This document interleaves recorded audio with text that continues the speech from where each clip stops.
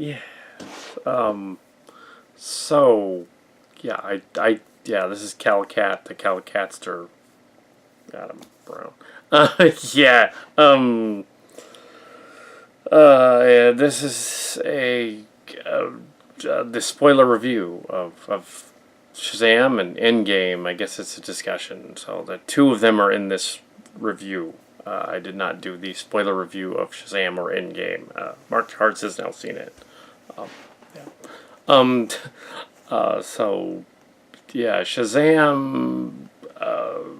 About the guy that transforms into Shazam and Captain Marvel, basically, and the yeah, I know it's been a while since that one, but he's sort of an underdog character who becomes a superhero, and there's a villain who's introduced in the very beginning of the story who kills off his uh, he gets powers from the magician's bad guy, a version of the magician, and then he goes and he kills off the people in his father's company or something and kicks them out, sort of like a revenge fantasy about like getting rid of evil corporate guys and throwing them out of buildings. Um, then meanwhile, the Billy Batson kid is adopted into this quirky family. There's like a little girl who's a kind of obnoxious and huggy. There's a Asian guy that's sort of clingy. There's a Latin guy, and he's just there. His friend though is the guy that has a gimpy leg. Him and Batson go on adventures, and bullies are chasing him around and stuff, and eventually, you know, kind of a Goonies style thing. He goes on a subway train to escape the bullies and ends up going down into the sewers somehow under the subways, and ends up meeting up with the wizard, who gives him Shazam powers because he's worthy, I guess. And even though he doesn't even know who he is, he was champion. So this is a Disney DC movie that's a little more fun and cuts loose with the action. So he meets the villain at one point. He becomes Shazam, learns how to use his powers, kind of beats up on the bullies in their car. Of course, they wouldn't have any idea that it's him, but yeah, he tries to secretly sort of befriend the girl that's moving on to college, even though he's like 15 in the movie. There's I guess it's supposed to be a stepsister or something, or a foster sister. The foster parents are Hispanic, I guess, maybe Cuban. I'm not sure. Um, and they're there, but Shazam. He essentially he has to fight the villain, and he doesn't even really know why the villain is the villain, but he wants the powers from the scepter. They do sort of the Goonies type ending, crossed with the "I'll trick you" and similar to Superman 2 as well, ending where they trick the bad guy into giving powers to the children that go with him through the portal. So they become Shazam at the end. So they can go this big fight in the amusement park. Kind of like there's a big fight in the amusement park in the Dumbo movie as well. I guess beginning of summer, spring movies include fights in amusement parks as a thing. That happens. Also, I think they were paying homage to 1941 by Steven Spielberg, even though I don't think this had anything to do with the Steven Spielberg movie. They just liked the idea of a Ferris wheel going and moving around. They were definitely inspired in some way by that movie that was done in the 80s. Let's call it that. They cribbed it. They cribbed a lot of Spielberg elements in this movie. I'm not sure how it fits with the comic book necessarily, but that was Shazam, and the kids get powers from the different versions of Heart that gives them the scepter that gives them powers instead of taking them away, basically. So they get Shazam powers too. They have instant space magic puberty when they're Shazam. Uh, and they can go around fighting bad guys. Yeah, I can see that empowerment fantasy working as a story. They're Cillians, basically. But before that, you wouldn't know what that is. Yeah, Shazam. They fight the bad guy. They'll team up, fight the bad guy, defeat him at the end. Assuming they have not introduced the Black Adam yet. He's not in the movie. They do have sort of a stand-in for Superman at the end. It's not him. It's somebody else. They couldn't show his face, so they just cut to like his pecs walking by. It's odd.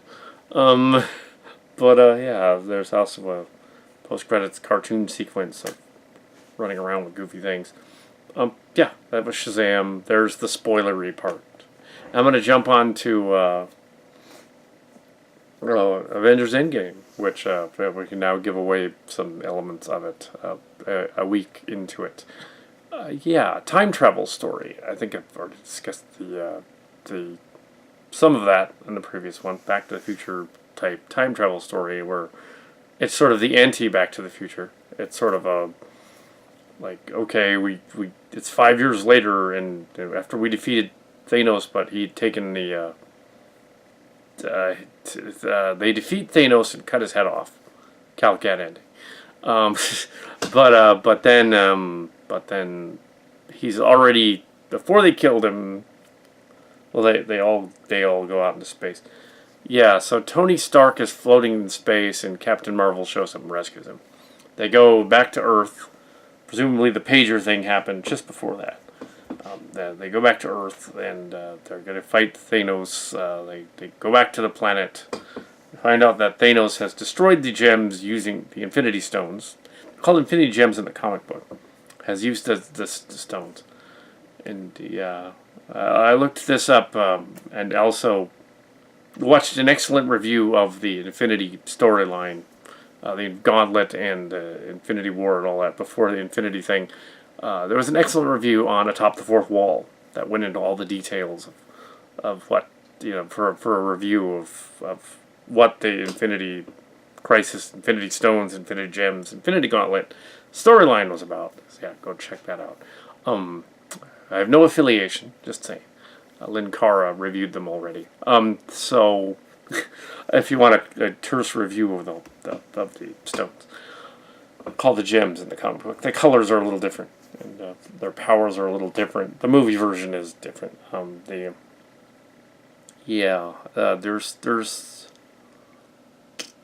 So we have them having defeated Thanos, but it's too late. So they're stuck in 5 years then they jump 5 years into the future. People have all vanished, and there is hope in the form of Ant-Man, who has been in the quantum realm, who was thrown out of his van thing by a rat crawling on a keyboard. It's probably a flurkin disguised as a rat, and he knew what to do. And he activated it, and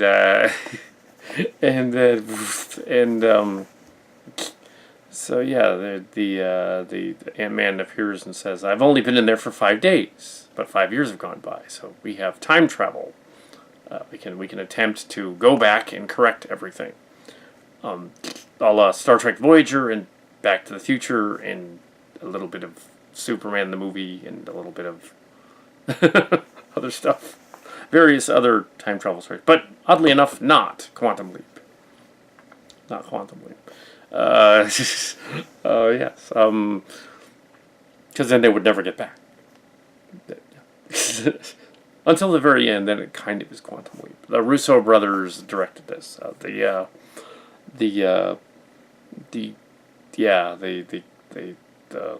Your Kal Kat scenes are the one where Captain America's in the elevator with the with the guys that are Hydra, and we don't know it, back in the past, and during the fight scene that's just started with the other Thanos from the past figuring things out, and some of the other guards are Yeah, not the main bad guy, but the other dude behind him. So yeah, we have back to the movie. We have a 3-hour movie dealing with time travel. We have a mini series basically. The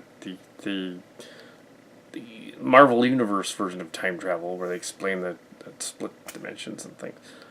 They try the time travel. It doesn't work. It makes baby Ant-Man and old man Ant-Man, and messes it up. And then Tony Stark shows up. He's the father now. He's got like a 4.5-year-old. He married Pepper Potts, and but he comes back and he's all, "Oh, you messed up. You didn't use this GPS thing that I created." And then you can figure out how it works, and the quantum machine thing and whatever. So they build a quantum time machine thing. He invents time travel, overnight. Okay, yeah, well, it's a card fantasy. Okay, yeah. So does beg the question: why don't they just like prevent the other events and make them go away? But Tony Stark wants to have his family, so he doesn't want to erase that. So they decide, well, we're going to start from here and go back and steal the stones from out of time. Just a selfish and odd reason, being that. Okay. Okay. Hulk is Smart Hulk from the 90s comic book. I was familiar with that a little bit. Yeah, and some of the later Thor stuff. The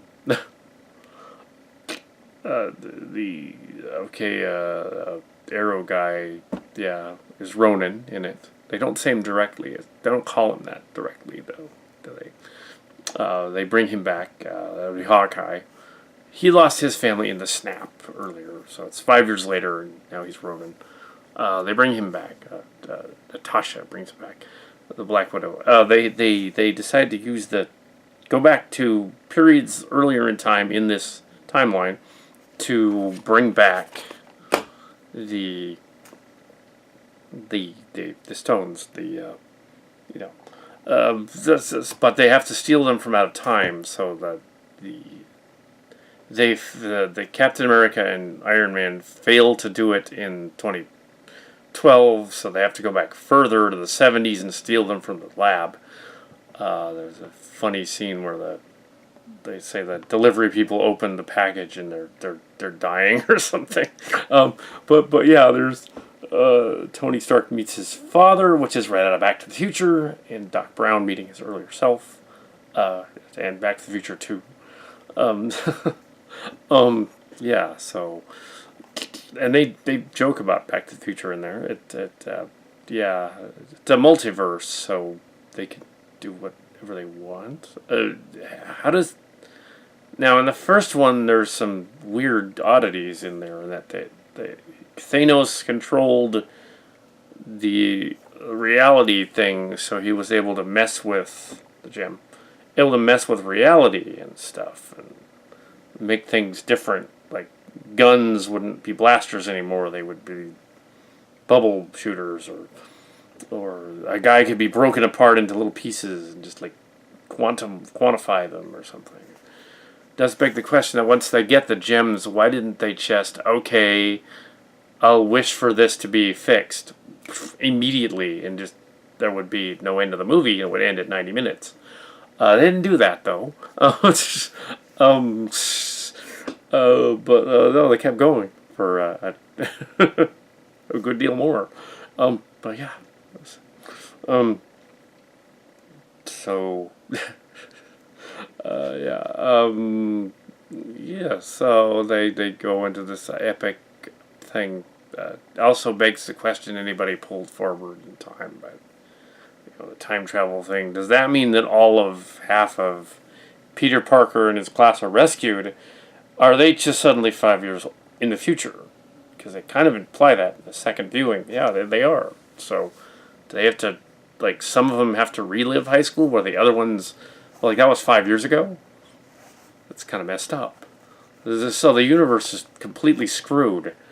They have billions of people that have been sent into the future.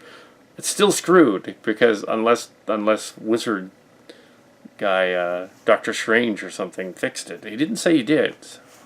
And they lost the main base, their time vehicle that they built, because Thanos, Thanos from the past followed them, and he messed up the base, blew up the base, destroyed it with this big ship thing.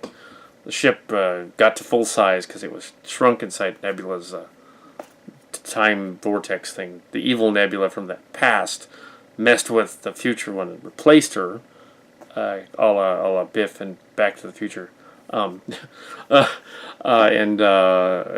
evil, sort of Admiral Janeway in Endgame and Voyager.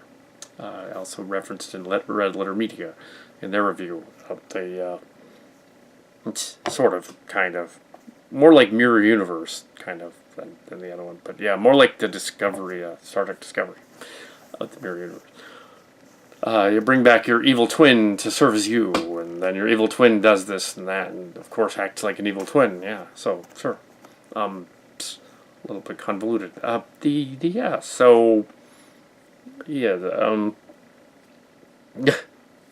So this is not a review so much as I'm going over little bits of the movie that although it was very good and excellent and 4 stars, some of it's a little screwy and has holes in it.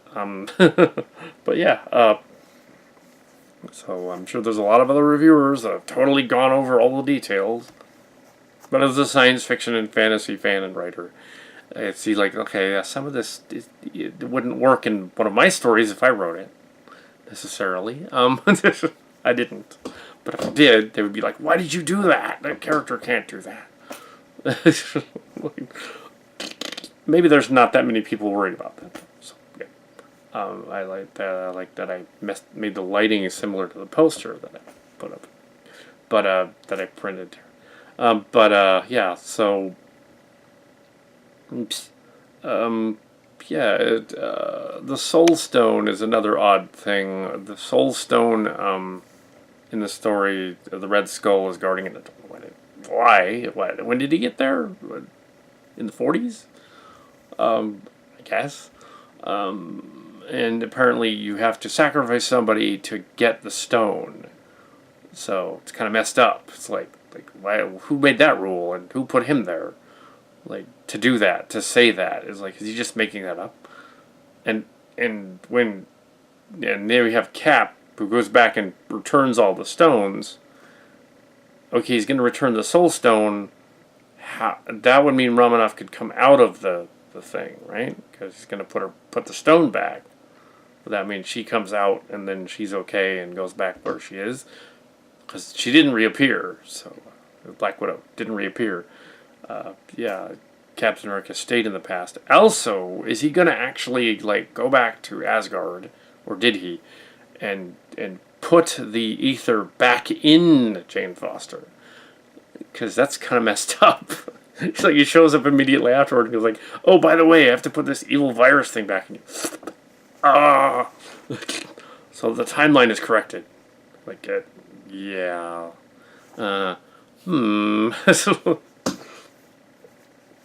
What I figure is probably what he did is he went back to the Sanctum Sanctorum where that lady at the Time Stone, the ancient one, and he told her, "Okay, fix this for me because I don't know how to do it." That's probably what he did. Because he's a man from the 40s who's been transported 70 years into the future. He wouldn't really. I mean, he has 5 years of experience, and then maybe another 6 or 7 years, indirectly. Sure, he might know how to do it in theory, but he probably, wouldn't be able to accomplish all that stuff on his own. So, are there other people with him floating around? Well, he did. He does show up at the very end as an old man, and gives Falcon the Rhodes or Falcon. Yeah, we don't need Rhodes. Haha. I guess we do. Gives him the shield as an old man. So he evidently had to stay in the other universe, sideways universe thing, because he couldn't get out. So what happened there? So in a Spider-Man Far From Home, did somebody send him back to his proper timeline, in which he'd have to relive that 5 years again, with foreknowledge of the future in which all of that other stuff happens. No, it's a mess. Did everyone catch Stan Lee's cameo ever in the '70s part? That was pretty funny. Yeah, and it didn't need any end credit sequence. There isn't one. The end credit sequence is the Captain America sequence, and it's also the funeral part. There is a continuity problem with the funeral part. And it's not what you think. It's not that the kid showed up that was the Marvel guy and, oh, there's the kid from Iron Man 3. It's that in Spider-Man Far From Home in the trailer, he says, "You're Nick Fury," and he's surprised. Yet Nick Fury is at the funeral, literally right behind Peter Parker. Like up the stairs behind them.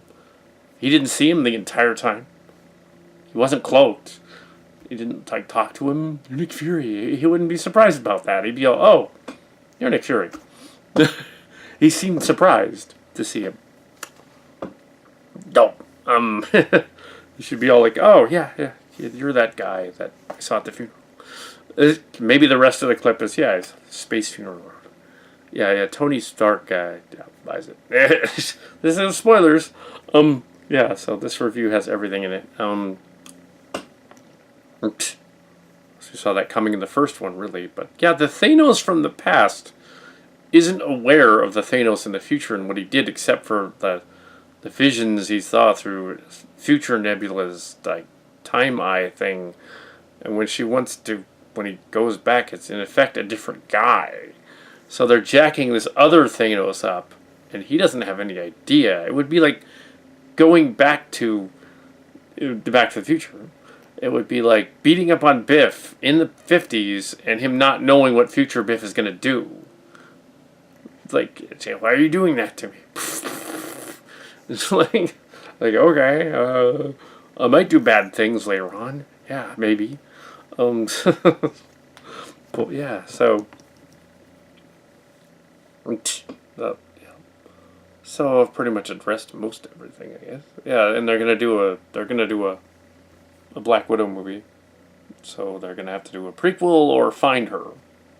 That means that if they can find her, they probably found Gamora as well, so they can bring her back if they want to, or they can use the past Gamora from the other timeline, which would be really confusing. She did kick Star-Lord in the balls, so that's something. In the balls. Crunch.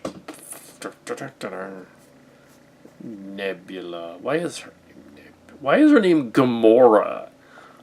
It's odd. The only other word that seems like that word is the Jewish Yiddish word for the city of Gomorrah, as in Sodom and Gomorrah.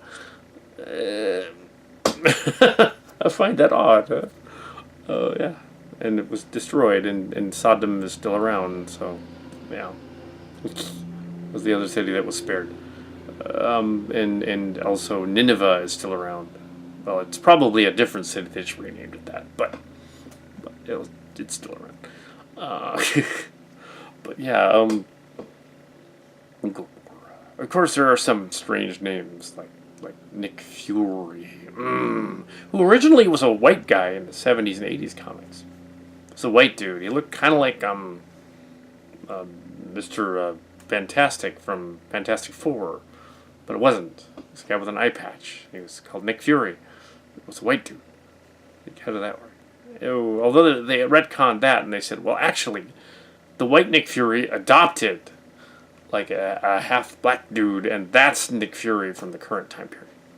So they, okay, but so that's their explanation. That he's actually Nick Fury Jr., which is kind of silly, but okay. I guess it's no sillier than Tony Stark meeting his father, giving him a hug and stuff. What the heck? It's about family. That's what it's about. It's like Star Wars. And thankfully because they did shoot this before they shot the Captain Marvel movie, and Far From Home, they do this green screen and stuff. They get like thousands of man hours in like 6 months to a year. They get like all these animators and they do the whole movie, you know, with the green screens and everything. And half of it's green screen and half of it's not. They can do it all in a year. It's pretty impressive. Or a full-line feature film movie. They get all kinds of guys, all kinds of people. But the Captain Marvel thing was yeah, that new Lion King movie just, I don't know. It just looks weird. But anyway, I saw the preview for it. It's like, I don't know. James Earl Jones sounds like he's about to die of emphysema, doing the voice over again. Simba, must find. It's like, okay, yeah, maybe you should have just used his voice from the first movie, like years ago, in 1994, because he doesn't sound like he's well there. I mean, he's old, but yeah, he sounds like an old man. He's a lion, but yeah. Anyway, so back to this. And Scar looked weird, but yes. Back to this. Yeah, the trailer for the new Lion King remake. Yeah, we don't need that. We just don't. Well, I won't get into a special screening now for that one. But yeah. Yeah, yeah, there's just so much going on that the time travel, the Tony Stark, Nick Fury and all that. Yeah, it's just yeah. There's a lot of people who already discussed a lot of the other points that discussed the universe. This is a different timeline. Sideways Universe, the directors were apparently saying it was where Captain what's his name went? Captain America went was a Sideways Universe. Oh yes, that now I recall what it is. The Captain Marvel is hardly in this movie. She keeps saying, "Oh, I've got to go fight other battles, elsewhere in the universe. Earth is not the only planet."